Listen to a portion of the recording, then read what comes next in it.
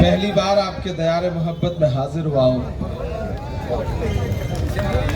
बहुत थके थके से बैठे हैं आप। थका मुझे होना चाहिए, थके आप हैं। मैं पिछले 6-7 रातों से 8 रातों से मुसलसल बिना सोए हुए झारखंड से होता हुआ यहाँ तक पहुंचा हूँ। सांगली बहुत दिन से आने का मन था, लेकिन नसीब में शायद आज आना लिखा था। आज 4 बजे मुझे बताया गया कि सांगली पहुंचना है। उससे पहले मुझे पता नहीं था कि बीच में सांगली की भी सभा है। सुबह से 3 सभाएं करके चौथी में पहुंचा हूं। इसके बाद अगली में पहुंचना है। और जब सांगली का नाम आया कि सांगली जाना है पृथ्वीराज बाबा के लिए, तो ऐसे टाइम पे हमें बताया गया कि हेलीकॉप्टर उस समय बिल्कुल सनसेट हो रहा था और टेक ऑफ नहीं कर सकता था। तो लोगों से ये तय हुआ कि ठीक है सांगली छूट जाएगी, ऐसा लग रहा है। मैंने कहा सांगली तो जाएंगे, चाहे बाई रोड ही जाना पड़े तो बाई रोड चलते हैं। बहुत दिन से सांगली जाना हो रहा है, लेकिन पहुंच नहीं पा रहा हूं।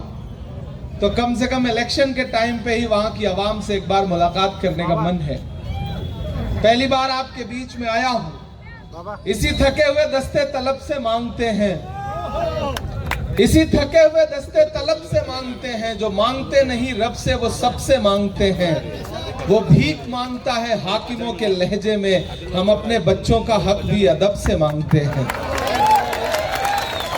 सांगली वालों, आने वाली 20 तारीख को आपको न सिर्फ सांगली के मुस्तकबिल का फैसला करना है, बल्कि महाराष्ट्र के मुस्तकबिल का भी फैसला करना है।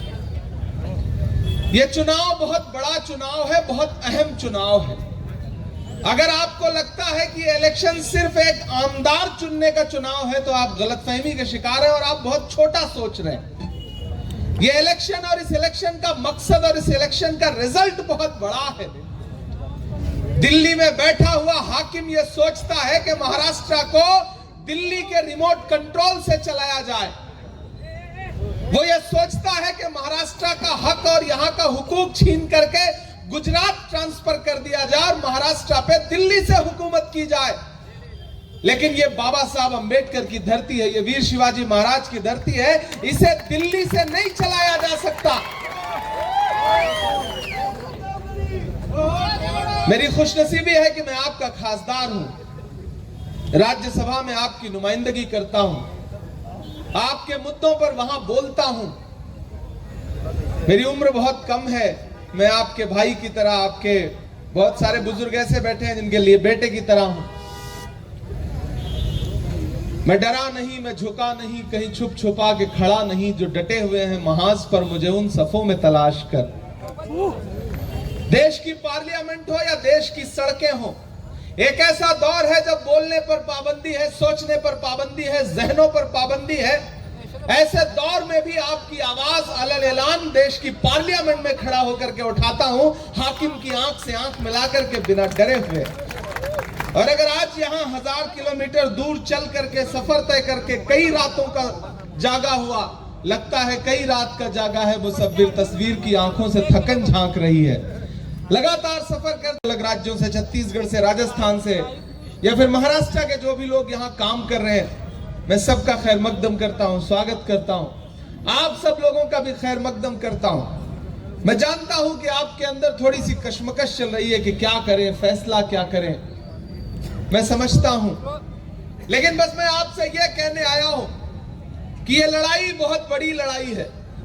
एक तरफ वो ताकतें खड़ी हैं जिनके नारे हैं बटोगे कटोगे, मंगलसूत्र छीन लेंगे, भैंस खोल ले जाएंगे, उल्टा लटका देंगे, जला देंगे, ढहा देंगे, पता नहीं क्या क्या। और एक तरफ महाविकास अघाड़ी खड़ी है जिसका नारा है आइए नफरत के बाजार में मोहब्बत की दुकान खोलते हैं।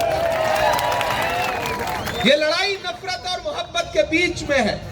अब आपको तय करना है कि आप किस तरफ खड़े हैं। मेरे भाई, मैं पाथरी से लेकर के, जालना से लेकर के, घनसावंगी से लेकर के, रावेर से होते हुए, श्रीरामपुर से होते हुए, नांदेड़ से होते हुए, पुणे से होते हुए, जब्त से होते हुए आपके बीच में पहुंचा हूं। मैं एक बात आपको बहुत जिम्मेदारी से बता रहा हूं कि महाराष्ट्र में महाविकास अघाड़ी की सरकार बनने जा रही है। कोई ताकत सरकार बनने से नहीं रोक सकती है। पहले एक इंजन जोड़ा, फिर डबल इंजन जोड़ा, फिर ट्रिपल इंजन जोड़ा, तीन इंजन जोड़ने के बाद भी बदलापुर से बांद्रा तक महाराष्ट्र की कानून व्यवस्था रसातल में है। कौन भूल सकता है पुणे का गैंग रेप? ये जो भाजपा के लोग आपके बीच में इख्तिदार पर बैठे हुए हैं, इन्होंने पिछले 5 सालों में सांगली को नफरत के अलावा कुछ दिया हो तो मुझे बताओ। ये चुनाव महाराष्ट्र से एक महाभ्रष्ट सरकार की विदाई का चुनाव है। मंदिरों में भजन चल रहा है, मस्जिदों में दुआ चल रही है, जिस तरफ भी नजर तुम उठाओ अघाड़ी की हवा चल रही है। मैं पूरे स्टेट में घूम के आ रहा हूं और आपसे यह कहना चाहता हूं कि पिछली बार आपने दिल खोल करके पृथ्वीराज बाबा को वोट दिया, लेकिन थोड़ी सी कसर रह गई। लेकिन मुझे बताओ कि चुनाव हारने के बाद भी यह इंसान आपके बीच में आपकी खिदमत करता रहा या नहीं करता रहा? मुसलसल 5 साल आपके बीच में डटे रहे, और जब भी ये आईसीसी आए तब वहां भी मुझसे मिले ये, और मिल करके इन्होंने ये हमेशा फिक्र जताई कि सांगली के डेवलपमेंट के लिए फ्यूचर में कुछ ना कुछ करना है। तो मैं आपसे गुजारिश करता हूं कि महाराष्ट्र में सरकार बनने जा रही है, आप इन्हें आमदार बनाइए। अपनी सरकार होगी तो फिर सांगली के डेवलपमेंट के लिए ज्यादा मजबूती के साथ काम कर पाएंगे। भाजपा वालों को देख लिया है आपने, इनके वायदे झूठे हैं, इनके नारे झूठे हैं, उनके झांसे में आने की जरूरत नहीं है। 2014 में इन्होंने नारा दिया था बहुत हुई महंगाई की मार, अब की बार मोदी सरकार, याद है ना? और फिर उस नारे का अंजाम क्या हुआ? जो पेट्रोल डीजल 58 रुपए लीटर था वो 100 रुपए लीटर पहुंच गया। जो गैस सिलेंडर 400 रुपए का था वो 1000 के पार पहुंच गया। एक दिन मैं पार्लियामेंट में बैठा था, सामने भाजपा के एक नेता भाषण दे रहे थे कि हम महंगाई मिटाएंगे, महंगाई खत्म करेंगे। हमने कहा शर्म करिए, आपको तो महंगाई पर बोलने का हक नहीं है। आपकी सरकारें वो सरकारें हैं जो फिल्में तो टैक्स फ्री करती हैं लेकिन कफन पर जीएसटी लेती हैं। आपको शर्म आनी चाहिए। तो भाजपा से तो आप बिल्कुल कोई उम्मीद ही मत करिए। नादान हो, इस दौर में क्या ढूंढ रहे हो तुम? जहर की शीशी में दवा ढूंढ रहे हो? तवक्को ही मत करिए, उम्मीद ही मत करिए सांगली वालों। इस बार महाविकास अघाड़ी एकजुट होकर के, हाथ का पंजा है और हाथ के पंजे में मशाल है, और तुतारी बजाइए, बिगुल बजाइए, नगाड़ा बजाइए और जितने गद्दार हैं उनको भगाइए। बौखलाए हुए हैं, प्रधानमंत्री जी हो, गृह मंत्री जी हो, मुख्यमंत्री जी हो, उप मुख्यमंत्री जी हो, चुप मुख्यमंत्री जी हो, सब परेशान है, सब परेशान है। आज जब मैं जेट में उतरा तो हेलीकॉप्टर को ऐसे फ्लाइंग स्क्वाड ने आके घेरा कि पता नहीं कौन सी दौलत लेके जा रहा हूं मैं। बोले बैग चेक होगा। हमने कहा हमारे पास बैग है ही नहीं, आप चेक कर लो। शायर आदमी हूं, सांसद बन गया हूं, लेकिन पैसे वैसे तो है ही नहीं, तो लेके कहां जाऊंगा? फिर वो बैग चेक करने लगे तो मैंने उनसे कहा कि आप उद्धव ठाकरे जी का बैग चेक कर रहे हैं, मेरा बैग चेक कर रहे हैं, लेकिन एक भी विजुअल ऐसा नहीं आ रहा है जब आप नरेंद्र मोदी जी, अमित शाह जी या फिर मुख्यमंत्री का बैग चेक कर रहे हो, देवेंद्र फडणवीस जी का बैग चेक कर रहे हो। सिर्फ अपोजिशन के बैग चेक करिएगा। मेरे भाई, ये चुनाव बहुत जरूरी चुनाव है, इसलिए आपसे गुजारिश है कि पृथ्वीराज बाबा को अपना एक एक वोट देकर के 20 तारीख को आमदार बनाइए, इन्हें असेंबली में पहुंचाइए। ये वहां असेंबली में आपके मुद्दों पर लड़ेंगे, ये हम आपको यकीन दिलाते हैं। और आपसे एक बहुत छोटी सी बात कहता हूं, मेरी उम्र बहुत कम है, लेकिन मैं कोशिश करूंगा कि थोड़ी सी संजीदा बात कर सकूं आपसे। महान बादशाह सिकंदर ने यूनान फतेह किया। यूनान जीतने के बाद वो जीत का जश्न मनाने के लिए शहर की सड़कों पर निकला, तो उसने देखा कि पूरा शहर तो जश्न मना रहा है, लेकिन एक फकीर आदमी सड़क के किनारे चादर तान के बेखबर सो रहा है। सिकंदर को गुस्सा आया। सिकंदर अपने घोड़े से उतरा, उस सोते हुए फकीर के पास गया और उसे देख करके गुस्से में उसे जोर की एक लात मारी, और लात मार के कहा कि क्यों रे फकीर, मैंने शहर जीत लिया, लोग जश्न मना रहे हैं और तू सो रहा है। उस फकीर ने उन्हीं आंखों से सिकंदर की तरफ देखा और देख करके कहा कि शहर जीतना बादशाहों का काम है, लेकिन लात मारना गधे का काम है। 2014 से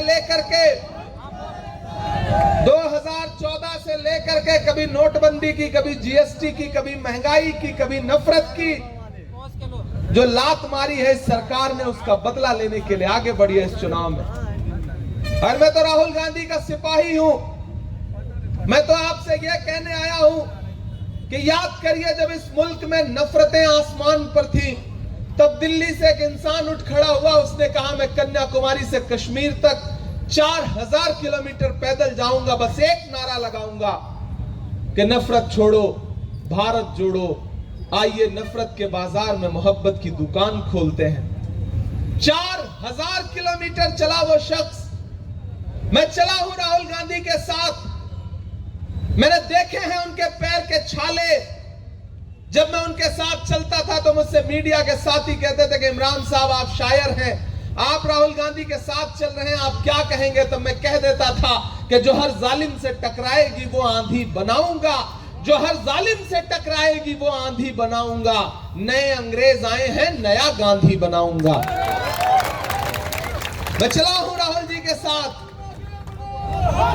उस आदमी ने नफरत के खिलाफ पूरे देश में एक अलग जगाई। तो आप तो इस बात पर ईमान रखते हो ना कि मजदूर का पसीना सूखने से पहले उसकी मजदूरी उसे दे दी जाए। रखते हो या नहीं रखते हो? मैं रखता हूं इस बात पर ईमान। ये हमारे बुजुर्गों का कौल है कि मजदूर का पसीना सूखने से पहले उसकी मजदूरी उसे दे दी जाए। आपका नाम किसने बाबा रख दिया? आप तो इतनी कम उम्र के हैं, नौजवान, बुजुर्ग जैसे लगते ही नहीं है। ये 20 तारीख को घरों से बाहर निकलिए और एक एक वोट हाथ के पंजे के सामने वाले बटन पे दबाइए। एक भी वोट इधर उधर कहीं देते हैं तो सीधे महायुति को फायदा होगा। ये एक्सपेरिमेंट करने का वक्त नहीं है, ये नए नए झंडे पकड़ने का वक्त नहीं है। ये भारत के लोकतंत्र को और भारत के संविधान को बचाने की लड़ाई है। इस लड़ाई में एक्सपेरिमेंट नहीं कर सकते। आप भोले लोग हैं, सच्चे लोग हैं, आप नया झंडा। मेरी आपसे गुजारिश है कि 20 को घर से बाहर निकलिए। आपका दिया गया एक एक वोट न सिर्फ पृथ्वीराज बाबा को मिलेगा, बल्कि मोहब्बत के उस मसीहा को मिलेगा जिसका नाम राहुल गांधी है। आपका दिया गया एक एक वोट न सिर्फ पृथ्वीराज बाबा को मिलेगा, बल्कि शरद पवार साहब को मिलेगा। आपका दिया गया एक एक वोट सिर्फ पृथ्वीराज बाबा को नहीं मिलेगा, बल्कि उद्धव ठाकरे जी को मिलेगा। इसलिए 20 तारीख को अपने घरों से बाहर निकलिए, अपना एक एक वोट लेकर के बूथ पर जाइए, ईवीएम की कतारों में लगिए। और वो जो नफरत की बातें करने वाले अभी दिल्ली से आएंगे ना, नफरत के पैरोकार, उनसे बता दीजिए तुम्हारा कद मेरे कद से बहुत ऊंचा सही, लेकिन चढ़ाई पर कमर सबको झुका कर चलना पड़ता है। तो सांगली वालों, चूंकि मुझे अगली सभा के लिए निकलना है, पहली बार आया हूं, आखिरी बार नहीं आया हूं। मैं आपका खासदार भी हूं। ये मेरी खुशनसीबी है कि मैं आपकी नुमाइंदगी करता हूं। शायरी तो सुना रहा हूं यार बीच बीच में, आप ध्यान दोगे तो समझ में आएगा। अच्छा, वो भी सुनाना पड़ेगा। तो मेरी आपसे गुजारिश है कि पृथ्वीराज बाबा को जिताइए। आज चूंकि अगली सभा के लिए अभी कड़ेगांव पहुंचना है, मुझे लंबा सा सफर तय करना है। 23 को रिजल्ट आने के बाद एक बार फिर आपके बीच में आऊंगा और जितनी शायरी चाहोगे उतनी शायरी सुनाऊंगा। तब तक आपसे अपील करता हूं कि एक बार हाथ उठा करके पृथ्वीराज बाबा को समर्थन दीजिए, इनका एहसास दिलाइए कि आप इनके साथ खड़े। उधर जो लोग हैं उनका भी हाथ उठना चाहिए। एक एक हाथ उठा करके बाबा को ये बताइए कि बाबा हम आपके साथ खड़े हैं। सांगली से कांग्रेस पार्टी को, महाविकास अघाड़ी को जिताइए। मैं 23 के बाद आपका शुक्रिया